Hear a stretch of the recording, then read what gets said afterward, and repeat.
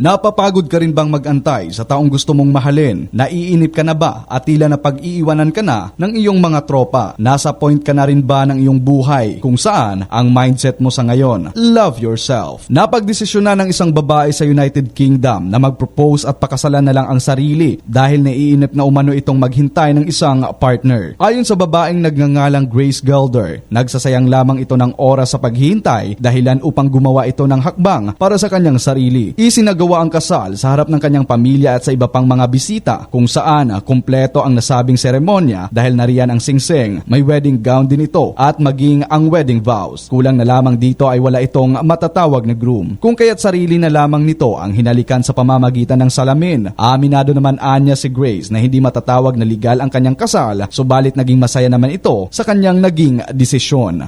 Para sa Kampyon na Balita, Serbisyo Publiko at Kasiyahan sa buong lalawigan ng Aklan, ako si K5 Sandro Salazar, K5 News FM.